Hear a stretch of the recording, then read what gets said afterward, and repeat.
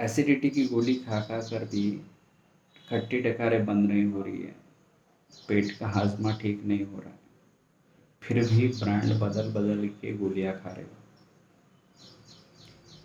हर बार doctor बदलते हो, हॉस्पिटलों के चक्कर डालते हो, अलग अलग इन्वेस्टमेंट के बारे में सोचते सोचते खुद का इन्वेस्टमेंट शरीर पे करना है ये भूल जा रहे हो। जितनी बार डॉक्टर बदलते हो उतनी बार सिर्फ दवाई का ब्रांड बदलता है, ना कि दवाई बदलती है। ये डॉक्टर को भी पता है, ये आपको भी पता है।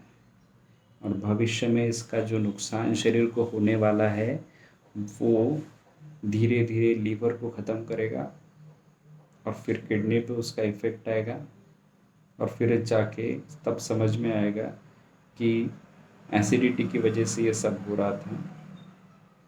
छोटी चीज़ बढ़ बढ़ के इतना शरीर को नुकसान देगी, फिर भी तुमको समझ में नहीं आएगा कि छोटी सी चीज़ को अगर शरीर में बदलाव करना है तो पहले खुद में बदलाव करना पड़ेगा। और व्यक्तिगत निदान जब तक होगा नहीं तब तक क्या बदलाव करना है ये नहीं समझ में आएगा। तो घूम फिर कर बात वहीं पे आती है कि आपको आपकी आदतों में बदलाव करना पड़ेगा। क्या खाना नहीं है, क्या खाना है, ये जब तक सही से चुनाव नहीं होगा, खुद की प्रकृति का सही से ज्ञान नहीं होगा, तब तक क्या खा कर अपने शरीर को बचा पाओगे। सिर्फ नई नई दवाई खाओगे, नए नए इन्वेस्टिगेशन करोगे, एग्ज़ामिनेशन करोगे और तब तक तो 20 साल 25 साल हो जाएंगे।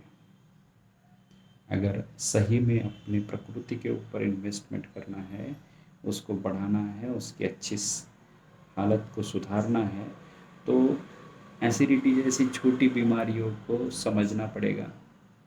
एसिडिटी क्यों हो रही है इसको समझना पड़ेगा, और ये समझना है तो पंचभौतिक आयुर्वेद में आकर खुद का निदान, व्यक्तिगत निदान परीक्षण करना पड़ेगा कि अभी लीवर की हालत क्या है, किडनी की हालत क्या है, इसको समझना पड़ेगा। तो हो सके तो आप पंचभौतिक आयुर्वेद को चुनें, नहीं तो आप वैसे भी ज़िंदगी के ज़िद्दोज़हद में सिर्फ गोलियों को चुन रहे हैं, तो आपकी मर्ज़ी। ठीक है।